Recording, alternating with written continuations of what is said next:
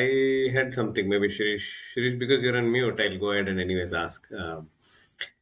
So I am curious bit about the whole aspect of being vulnerable in all of these, right? So character also is taking its own journey. It's not today that suddenly it's a work product of one day. It takes its own journey. Capacity building takes its own journey. Commitment also takes its own journey, right? How as a individual leader can we tell to the world that, what, I'm still a work in transition because I also don't know where I'm going. I feel that this is the right path that is going.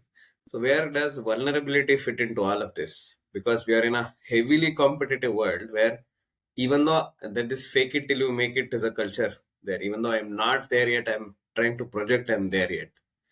And internally that I know that I'm not there yet. And for me as a leader, it becomes a big question mark saying, where am I going with this?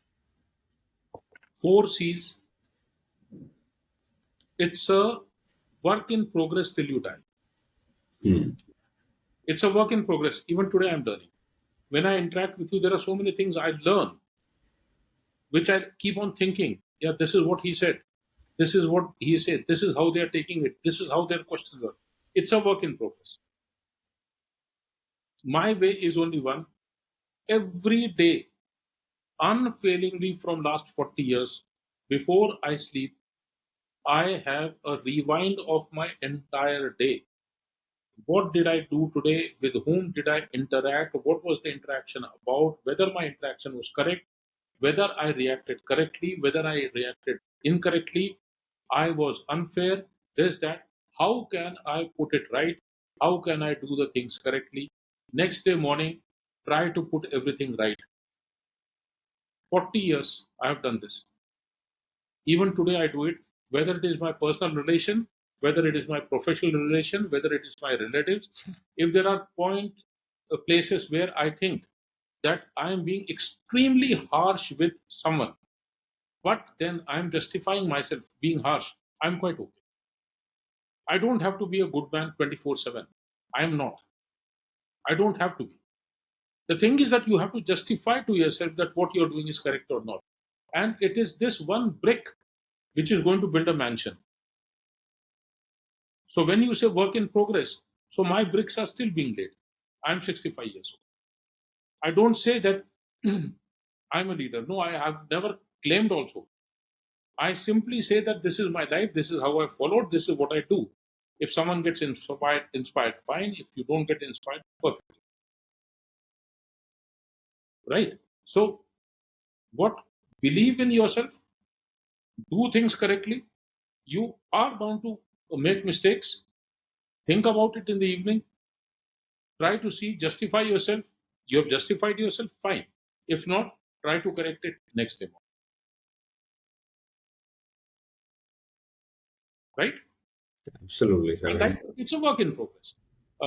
Shrish asked me one question about ownership. That how do I build that ownership? My simple question is, what is your definition of ownership? What is your definition of ownership when you are expecting people who are working for you to work and they should have ownership? What is your definition of their ownership? I can't say what others have definition of ownership as, sir. I'm asking yours. But yeah, so my definition of ownership is very clear. If I'm working for an organization, I am dedicated to that organization. I take ownership of what is happening, right or wrong. I go beyond my role to see if there's something going right, which I can put right, or something is not going right.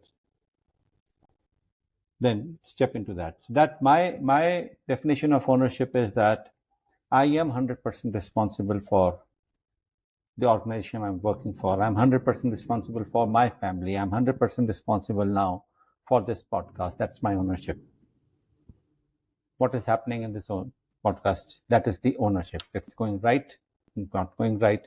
If it's gone wrong, then I am the owner of that fault also, something which has not gone right. That's ownership for me. Okay, perfectly okay. So now you have got, say, I'm assuming, I don't know, I don't want to know, you've got 50 employees, right? Now they don't think this way, and you want to create that feeling into them. So unless you get into their souls to find out what will make them feel like an owner, till that time you will never be able to convert them into one, right? Mhm. And beyond this, on this video we will not discuss this point, but we will definitely discuss after the video. When we have time, we'll talk on a video call. I don't mind even Sunil being there, where I will talk blunt, where probably the things will be seen differently. So we'll do that. Mhm. Yeah. Okay. And there are a couple of more questions. Sunil, I'll just take these couple of questions because these are some practical parts of leading people, and you've led people for 25 years. So when a person handles a team of even 50 or 500 or 20 or even 10, there are bound to be conflicts within the team. How do you approach those conflicts as a leader? How do Don't you get into resolve them. them? Firstly, don't get into them. Mm-hmm. Conflicts will take place wherever people are working. Conflicts will take place. Conflicts will come to you. When the conflicts come to you, you cannot become a judge of a court where they have come and where you give a decision. You have to lead a team where everyone wins, right? So you should have the moral courage to tell a person who is your favorite that you are boss wrong. You must have that moral courage to praise that guy who you hate because of his guts, but you are not sacking him because the guy is doing wonderfully well when it comes to your work, but you dislike him. So moral courage is not only about owning up. Moral courage is actually praising a guy who you dislike, or giving a stick to a person you like. This is how they will see this man is fair. Mm. Conflicts will happen. The more you are with the men, the lesser conflicts will be there. The lesser you are with them, the more conflicts will be. So Very the interesting. conflicts between the team members, not Yeah, yeah. absolutely. That's what I'm saying. Precisely. The more time you spend with team, there will be lesser conflicts. The lesser Hmm. time you spend with them, there will be more conflicts. And another thing, sir, which Sunil, sorry, I'm taking up a couple of questions, so I hope that's okay with you. Yeah. So 5 उंगलियां बराबर नहीं हैं, पर पांचों का अपना function है. Exactly. There are underperformers also in the team. And how do you handle those underperformers without damaging their morale? See, first thing, you are not an employee, you are the owner. Your mindset is totally different. Hmm. They are employees, their mindset is completely different, Hmm. right? So you cannot, what you call, impose your understanding on them that this is how they will see. When you talk about ownership, your definition of ownership is not their definition of ownership at all. Your way of rewarding a good person or trying to. I think maybe I have one question, and some of the other questions she is already asked. So, if you were to give 2 or 3 examples of leaders who you have seen and you admire, uh, who would that be, and what would be their story? I would skip this question now because it's going to be long. I have not looked at it. I want to actually pick out at least one from industry, pick out at least one from politics, one from military, which definitely maybe if we get future any chance. First question I'll answer is this. I have never thought that way, keeping this in mind.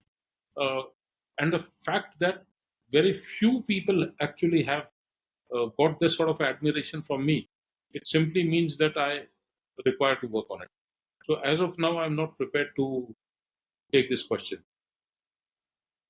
All right, sir. So I go happy with this, saying that I've stumped you with a question that you not Absolutely. yet answered. No, absolutely. It was. It was actually a bouncer and a Yorker combined. Yeah. So, so So it was indeed that powerful questions that a coach asks. yeah, yeah, The yeah. client goes into silence. Absolutely. And in fact, I have no hesitation in admitting that, yeah, you stumped me. No, I have never thought about it. Yeah. So, not prepared. So he's lived the talk, Sunil. He admits it, takes it on his face, and says, "I'll come back to you." So And this is that's what makes him a true leader. That's an example of that. this is like that Vivian reached out to somebody, who got bounced out, and the rest of the brunt of the series was born by Australia or India somewhere. So you've said, I don't know this, but I'll come back to you hard with whatever I know, and I'll make sure that this question never comes back to me again. Oh, wow, crazy. Right, sir. So So, over to you for the last 5 minutes yeah. now, sir. So, guys, last 5 minutes. Whatever on the leadership I had to say, I have practically shared everything, right? I don't know how much benefit it is going to be of to the people. You people are the best people in the field to see, whether it is corporate, whether it is wherever you go. If it is going to be beneficial, I'll be very happy. That is one. Secondly, there are a huge number of other things on which I have worked, followed my life quite a lot. And this is just to tell you, give you an idea that probably you have not finished mining my head as much, right? There is something I have worked a lot on what exactly is a 3D personality and 6D vision. So when we talk about a 3D, three-dimensional personality and a six-dimensional vision, what exactly does it mean? When you talk about a six-dimensional vision, it means you are actually talking about 12 different opinions that you must consider before you go. So I've worked a lot on this. And there is something I was working on. What is a quantum personality? What would be a quantum personality? So this goes actually as part of the quantum personality. Now, thinking as a weapon that you use in life for tactical, operational, and strategic things. So, how exactly do you think? How do you utilize thinking as a weapon that actually you use in your professional, personal life? There's huge amount of things that I have been doing in my life, which anyone who is around me, we have our talks for hours and hours together. So when we discuss all these things with youth and all these, there's a very different theory called timeline theory. This timeline theory sorts out your problems to the level you can't imagine. And it is, you saw one example where I put a child on a timeline theory of leadership today, where it was so easy for you to understand that by the time that boy has actually stepped out of the house, he is already formed. There's something about simultaneity and sequentiality of the actions of life, of work, that are so much important unless we know what exactly simultaneity is, how to practice it, what sequentiality is, when and how to practice it, how does it help you becoming a quantum personality. What is macro and micro? How do you think macro and micro at the same time of an issue? How do you go at the micro level and know everything, immediately transport yourself to macro level, think everything, and now apply the 6D vision, and you get 12 opinions at macro and micro level. So all these things are now interconnected, right? What is the spectrum of your image? When you talk about this is what my image should be, what is your spectrum? What is it that you want at the left end of the spectrum and right edge of the spectrum? Then huge number of things on morality, ethics, corruption. Corruption is always taken in terms of money. I talk about corruption in terms of ethics, money, morals, character, material, men, commitment, capability, honesty, humility. Anything that you don't do correctly is corruption.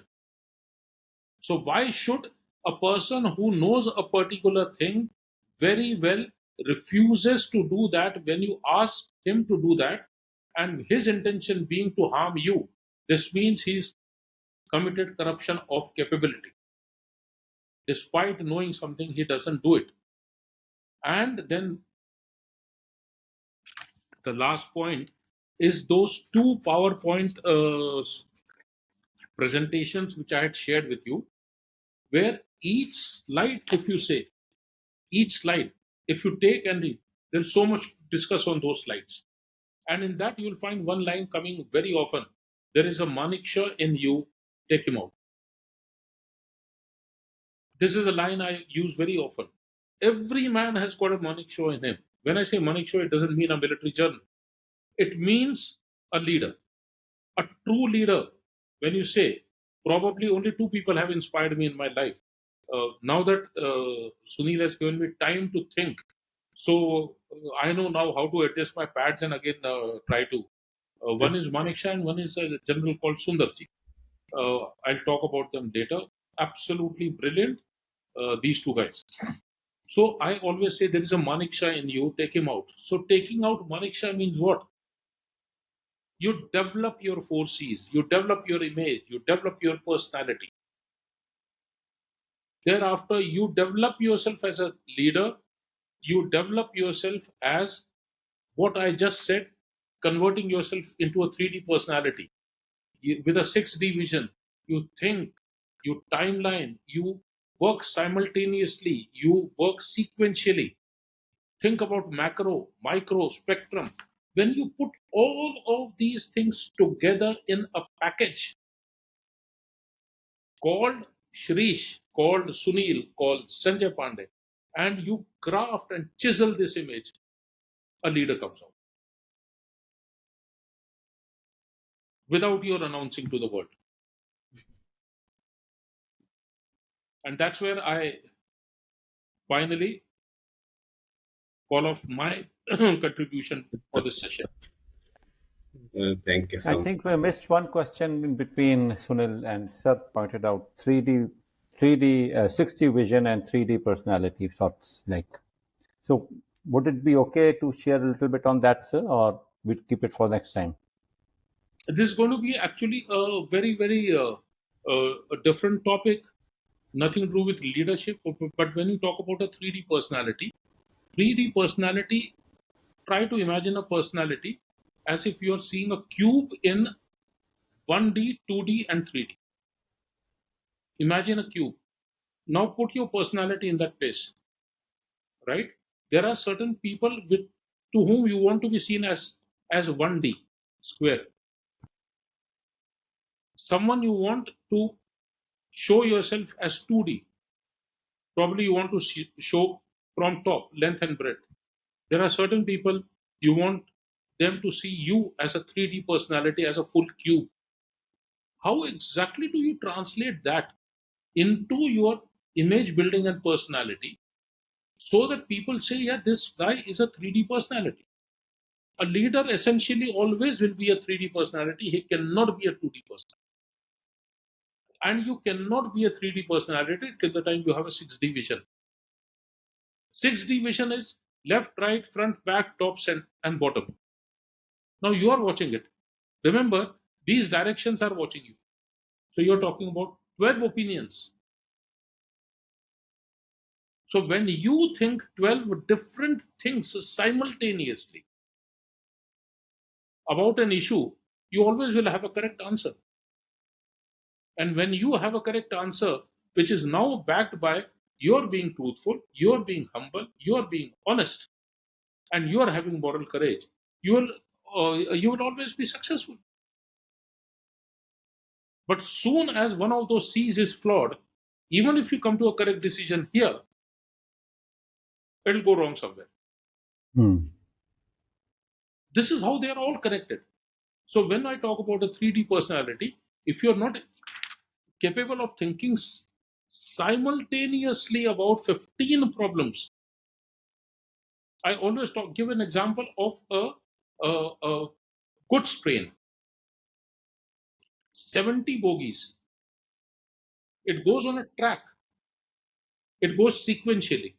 First engine, second bogie, third bogie, fourth bogie, 70th bogie. How many of you have ever thought of trying to run the train sideways? Run the train sideways, 70 bogies simultaneously, none of them should fall back behind. So pick each and take them together, make all 70 of them win and reach the end line. That is simultaneous. But then, does it mean that you will always be simultaneous? No. There are times you have to be sequential. So, how do you know when to be simultaneous, when to be sequential? Right? That's where the thinking comes in. That how do you use your thinking as a tactical, operational, and strategic weapon? So, all these things are so much intertwined with each other. So, when we talk about 4 C's and when we talk about becoming a leader and creating an image and personality, so image, personality you are made as per the organization, but it's still you are an ordinary man. You still are an ordinary man who's got very strong 4 C's. You have got a good personality, but you're still not a leader. It is these things which will finally make you lead.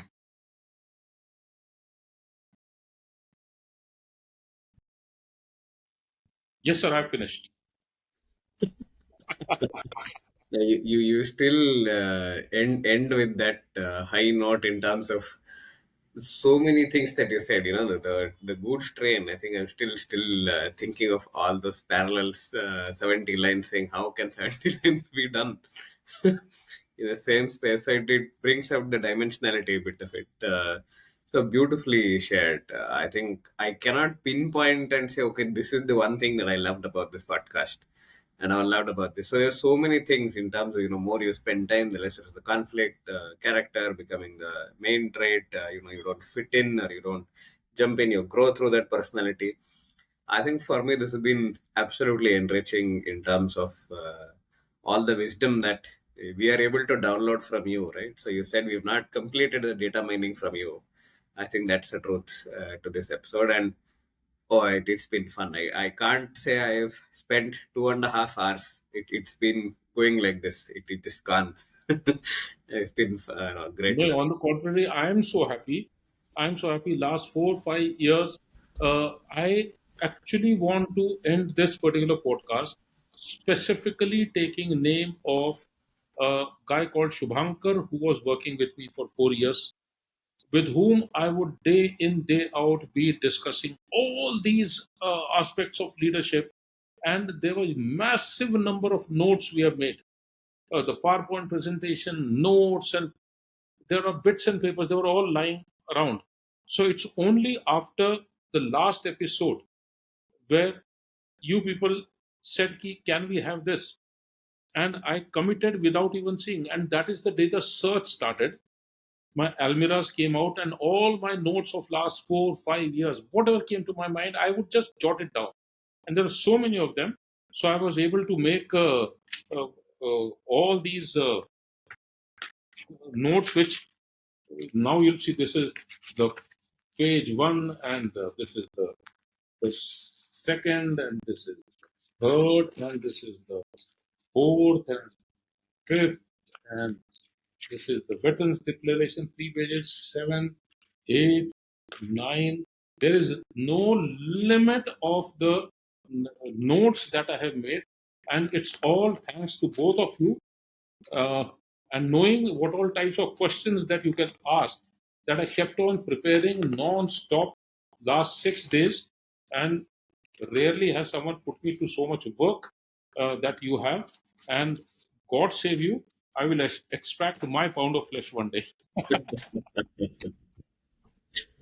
Oh, wow. Amazing. Most welcome to that, sir. So, Sunil, would you just thank sir now and we close this episode? Yes, absolutely. I think my closing sentence would be in terms of the wisdom that this episode offers. And when it does air, I think it has so much of relevance to what we are doing as individuals, as leaders, as whoever we represent ourselves as. And there's wisdom in re-listening to it again. That's the only thing I'll tell and close this episode. Thank you so much, sir, again.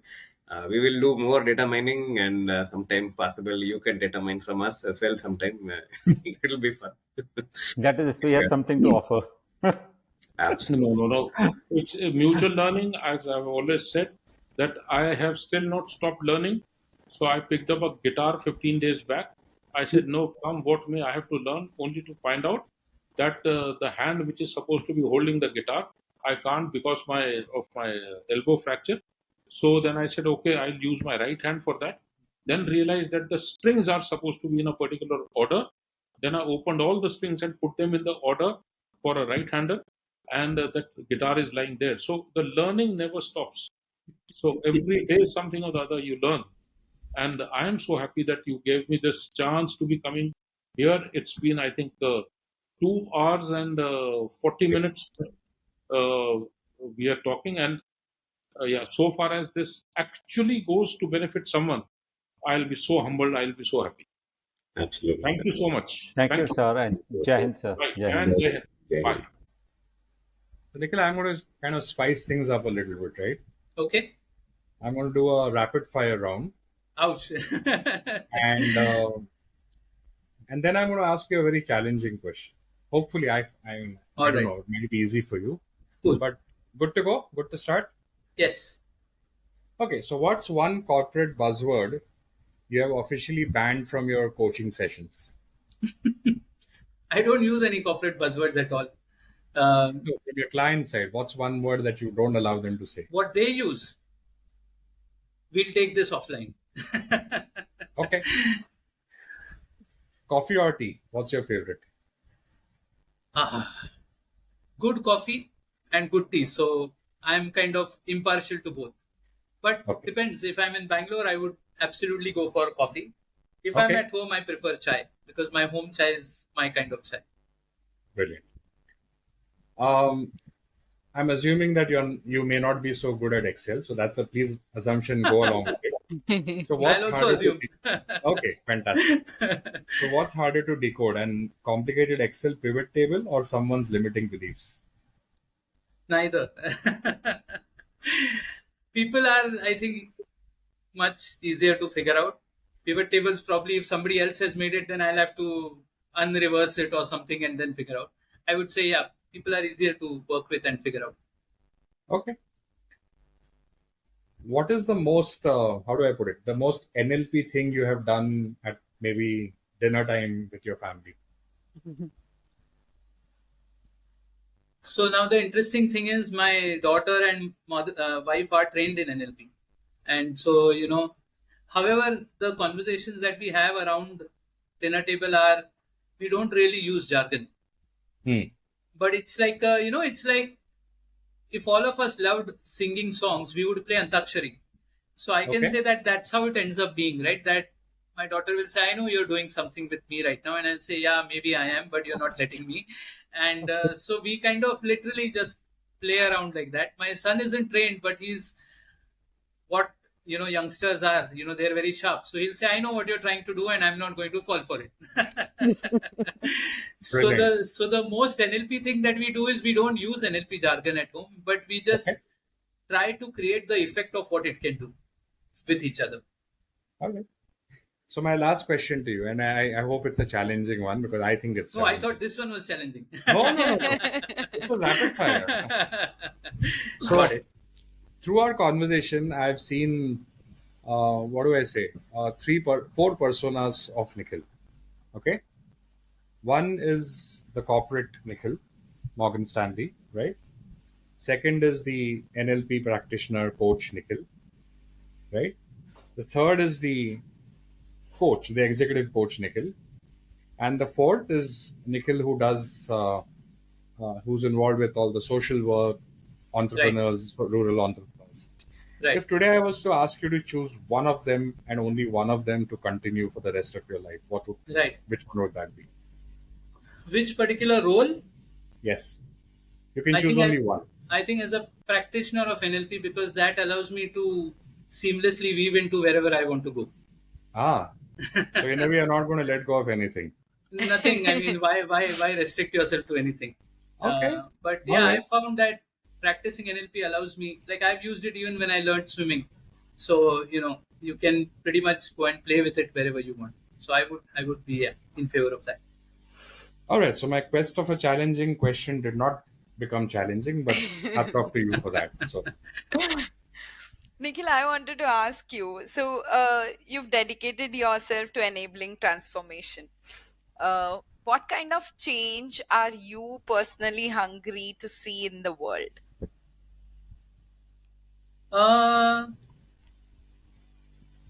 People just being sensible to each other in the people that they are surrounded by. Um Not to get too much swayed with what is being said by people that don't even concern them, and just sort of using their own head around what makes sense to them, right? Because a lot of times, especially in today's world, with so much information being available, so much misinformation being available, uh, I'd really like people to be a little bit more. It'll sound very odd, but I'll explain. Really like people to be a little bit more self-focused, right? And I think even for somebody who says they are selfish, I don't think they've really thought about it clearly. Because if I say that, and I'll use a very different example, right? There's a political rally and there's a leader who's going to come and give a speech. So all of you get 500 rupees to come and attend that rally, so that we can show that that rally is really full. So are these individuals thinking for themselves? And to what end does going there serve their purpose? So I would wish that people want kind of more for themselves, because if they want more for themselves, they'll realize very soon that working with each other's differences is far more productive than trying to fight each other's differences. So whether that's and school children are able to figure it out very easily, right? So I often in my courses I tell people that we are all ex-children. We just need to figure out a way of acting like children again, because they seem to have a very good handle on how to make things work for themselves. So something is not happening right, that we are turning from children into adults and going from functional to dysfunctional. So I'd really want that people pay attention to what works for them, be not too obsessed about what works for others, and let that difference be as a difference, right? We can always agree that you like fish, I like chicken, or the other person doesn't like non-veg at all, and it's okay. We can all kind of coexist and have food together. So I think transformation is a very big word, but on a daily basis, if you are thinking about how can I make life work for me and the bunch of people that come in contact with me, then I think it will be a far better place to hang around. So, I am curious about Iridium, right? It's a coaching venture. What is the story behind the name? Sounds like some sci-fi film title. I can give credit to that. That much is the only thing that I picked up when I was learning chemistry in school. uh, the name actually has a strange kind of connection. Even when I was at Morgan Stanley, and we were part of some emerging leaders program, and they said there's going to be a project and there's going to be a group. So everyone was kind of calling it Project A, Project B, Project C. So I said, this sounds like a Jackie Chan movie and its sequels. So I said, let's give it some proper name. And for some reason at that time, I came up with Iridium, because it felt like, Iridium is a nice word. It's actually a catalyst. And so that kind of stuck in my head that we're going to do something which is transformational here. And so many years later, actually, Iridium was probably the 11th or 12th choice of name for the company, because if you're setting up a company, you have to do a name search. yeah. And I kept giving names and they said, no, this name is taken. Then I gave another name. Like this, 11, 12 things happened. And 13th name, I just felt, forget it, I think I'll just go with Iridium. And I hope, because I remembered Iridium was also a satellite phone company. So I thought, I hope they don't have a presence and this name doesn't get rejected. But as I thought about it more, when I thought about the qualities of what Iridium as an element does, the reason why it's a catalyst is it's able to withstand high temperature. It's sort of not affected by corrosion, high temperatures, and therefore it's a very useful element in forging alloys. So it's used in making precision instruments. It's used in aerospace kind of parts. So it's a very specialized kind of a catalyst. And I thought, what better kind of parallel to have for this than the work that I'm going to do? Because people or organizations are also going through change. And change can be unfamiliar, it can be uncertain, it can be frightening. So how can change be made comfortable and easy is really where that name came from. So that's where I felt, and in a certain way, if light shines on the salts of iridium, it kind of emits like a multicolored thing. So it's also like a rainbow. So I'm a very I love metaphors. So it kind of represents for me that when given different colors, it can be parallel to creating different choices and possibilities for my clients.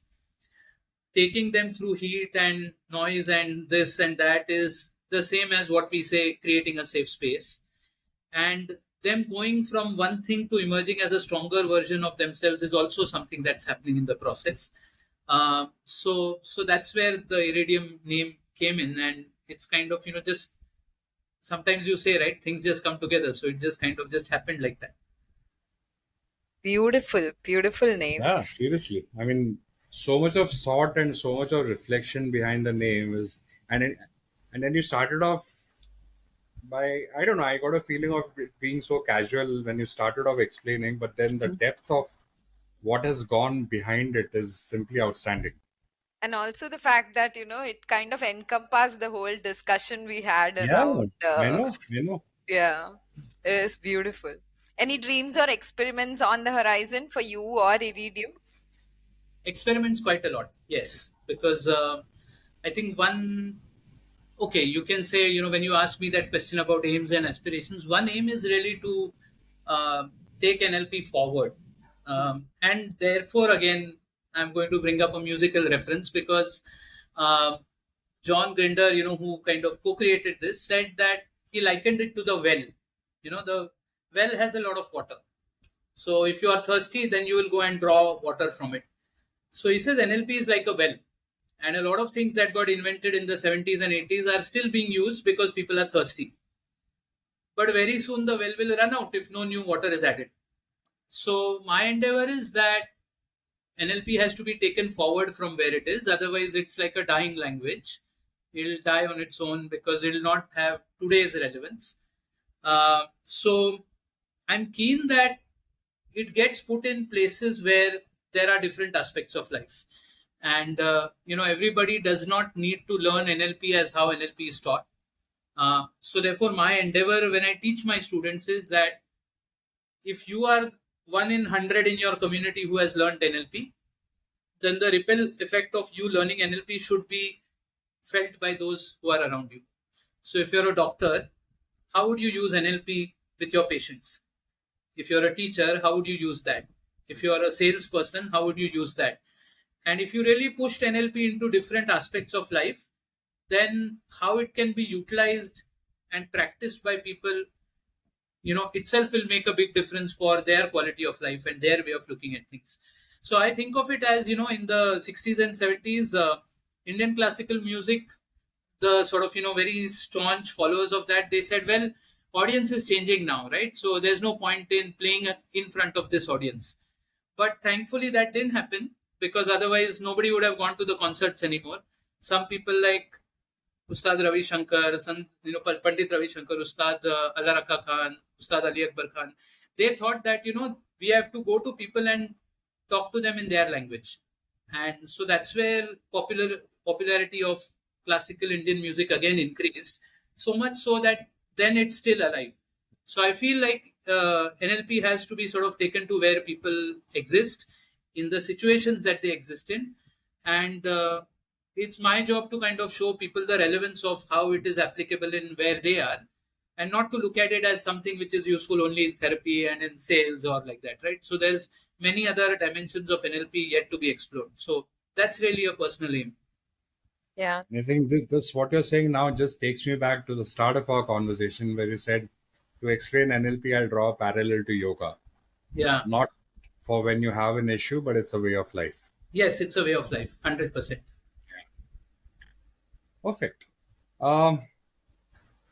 Roshni, Yeah, I just think thank yeah, you for this very powerful, insightful, you know, peep into the world of NLP and everything that you do.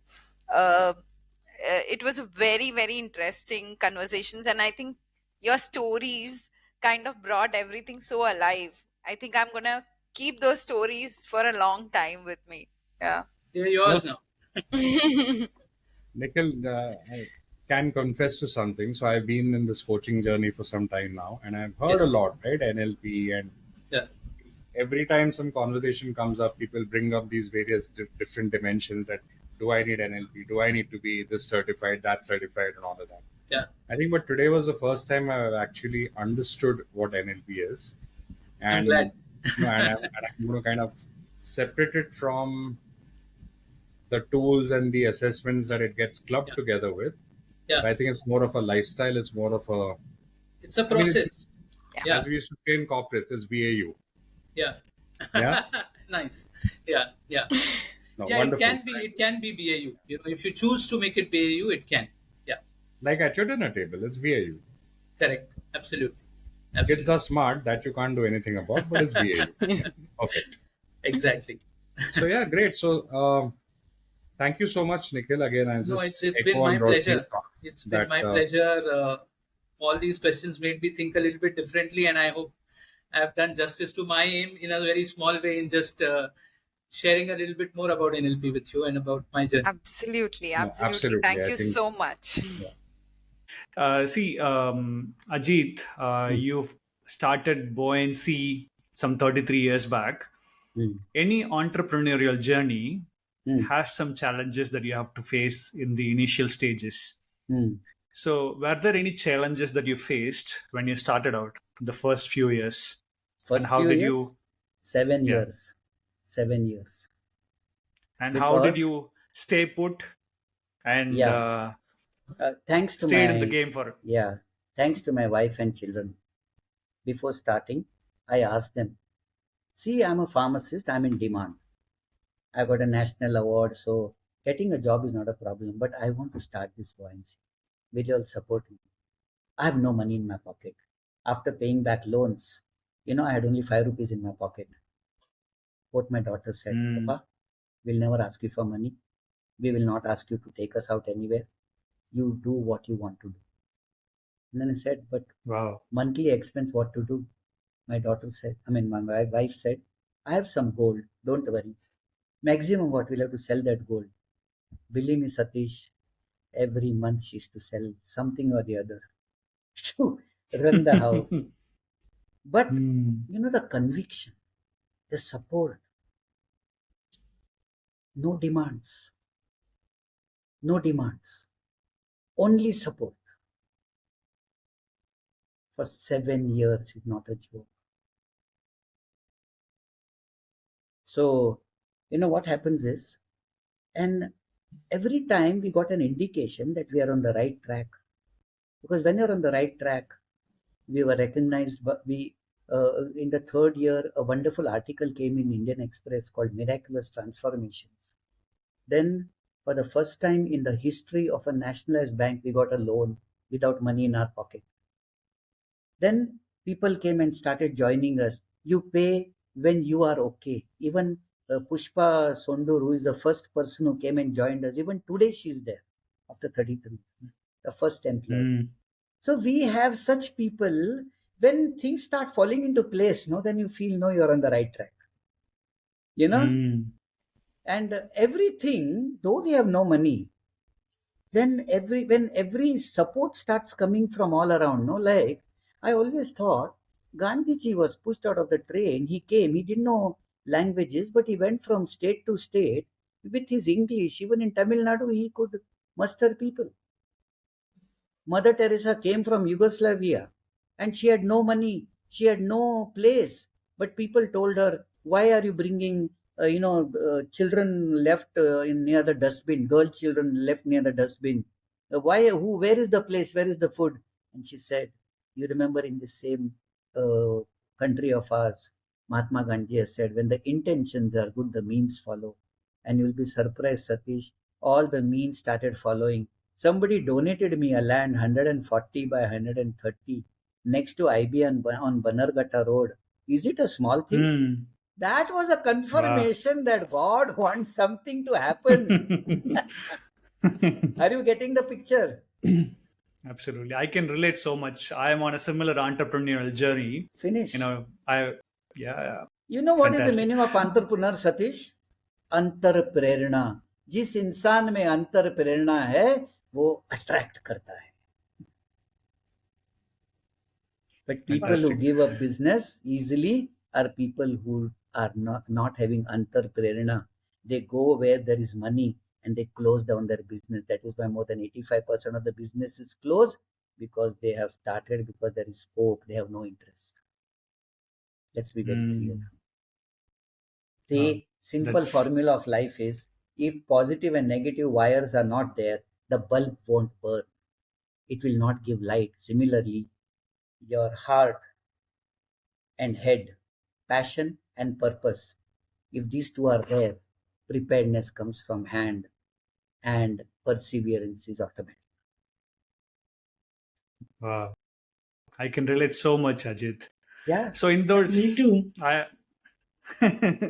So in that 7 years, in that span of 7 years, did you ever lose your motivation and thought about going back to your pharmacist job? No chance. No chance. Okay. Because, as I told you, where there is passion from the heart and purpose look at the word purpose, purity in the pose, then you're able to impose that which is right and dispose that which is distracting. When the purpose and passion meet, you are on a flow, in the flow. Nobody can touch you.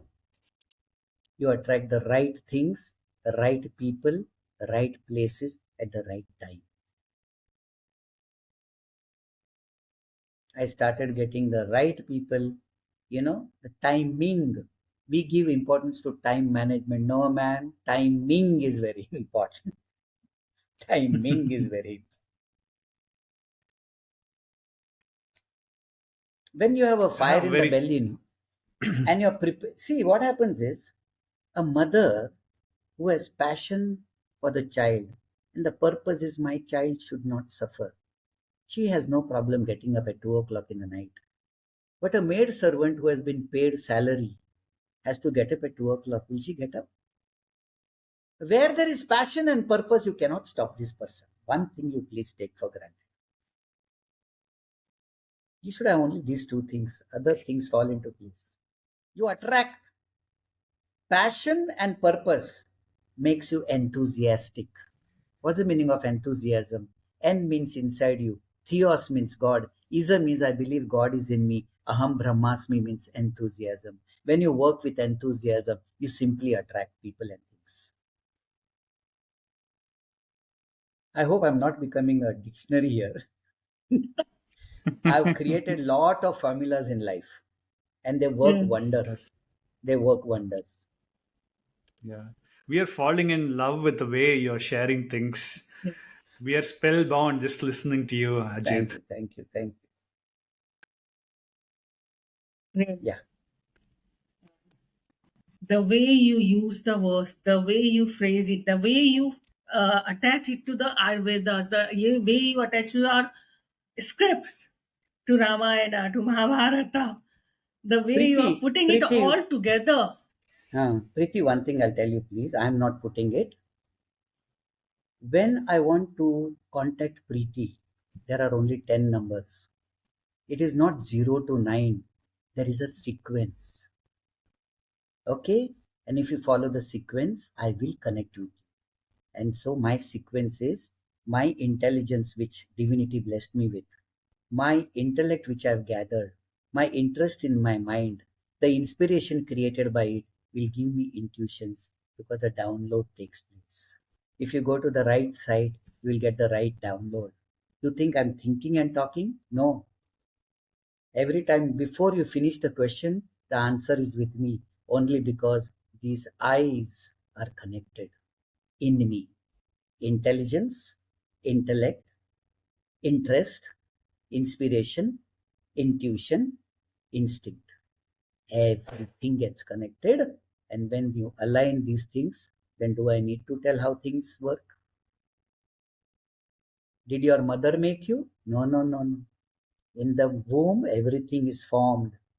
We are born as forms. We are conformed. And therefore, we need to be reformed and then transformed. From form, if you go to transform, you will be making a big hit.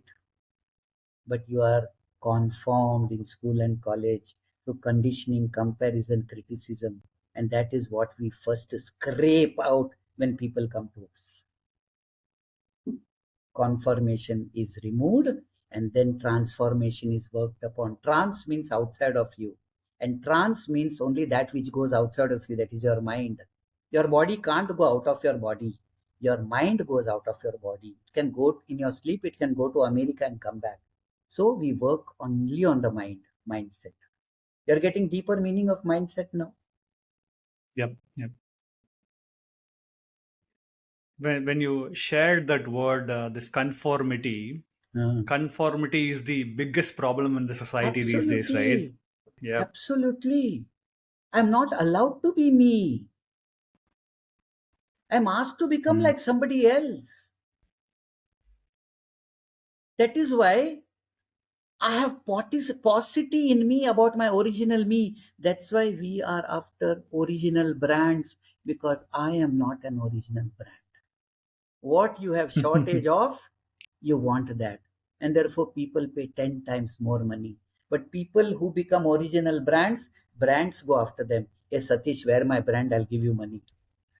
Getting the picture? Life is simple, man. We have complicated it. Right.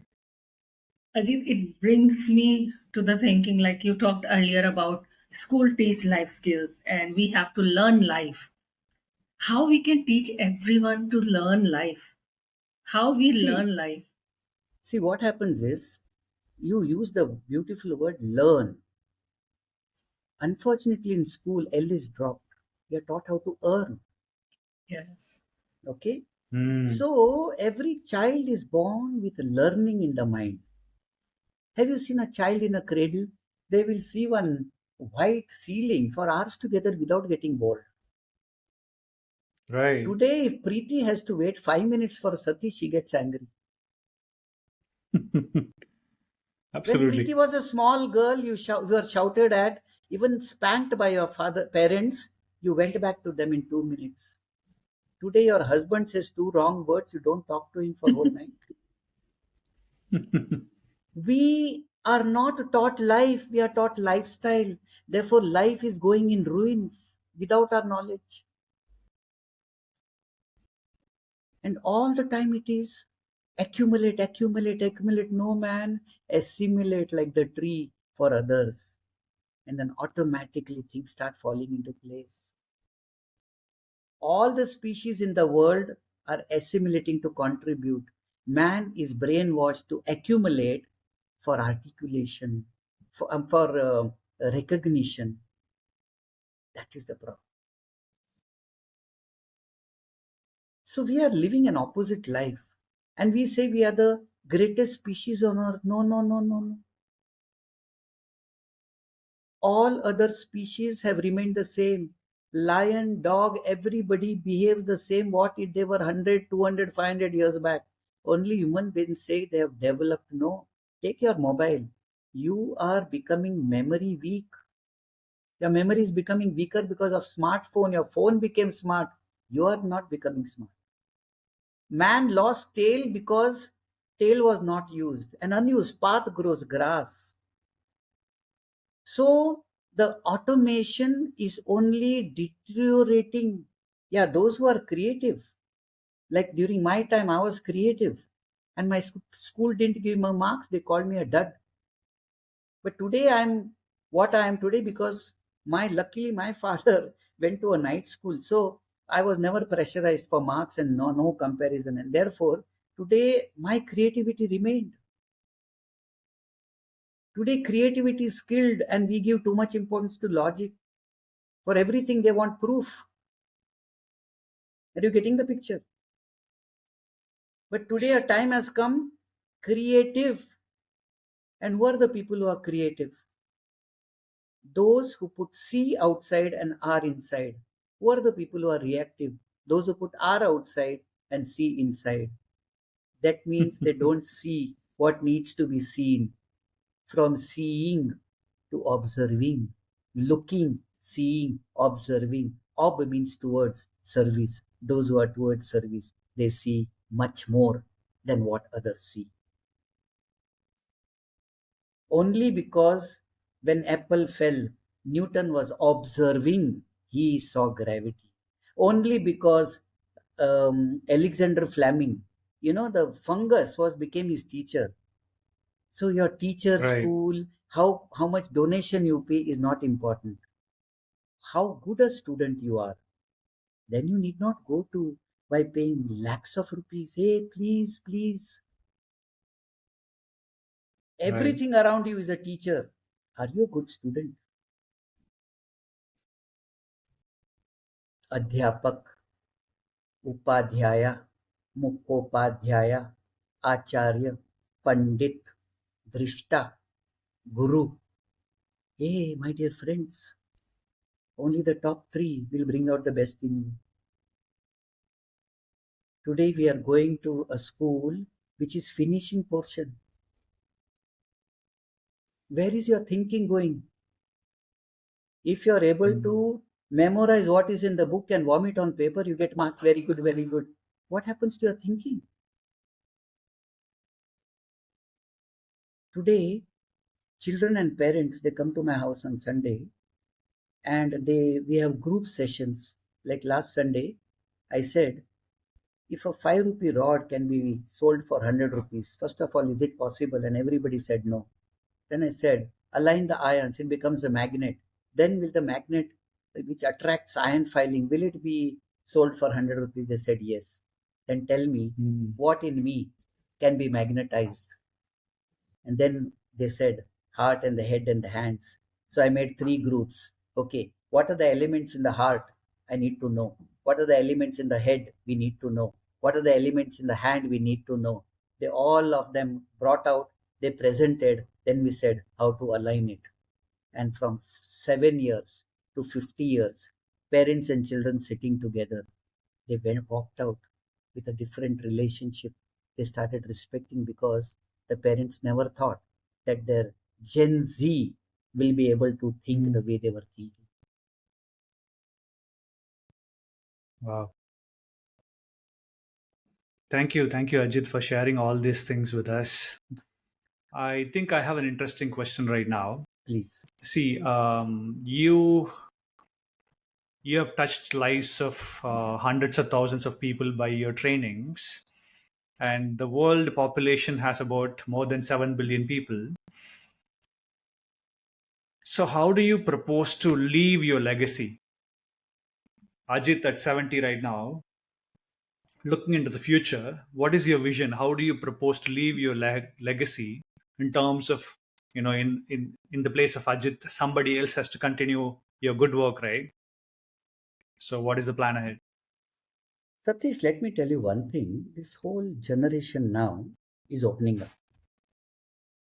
And all of a sudden, though we ran buoyancy for 33 years, we did not have committed people coming. But in the last 6 months, I found very, very committed people. See, for everything, there's time and timing. You may be in a hurry, but the fruits will come when the season is there. Right. So now, all of a sudden, when people started seeing the change in them, there are people who have started coming and getting trained by me. Initially, people used to join for the month-end salary. But today, people are coming and joining, sir. Please teach me how are you doing all these things? Now people have started coming. For everything, there is a time. You cannot force things. So when you respect, what's the meaning of respect? Respect, look again. And when you inspect, go inside through a spectacle, not this spectacle, through the vision. The way Helen Keller, without eyes, saw something, can we see that way? That is that drishta I was talking about. The way we understand realities in life rather than actualities which are promoted. Now I've started getting people who are really interested. And that is how we are creating what needs to be done.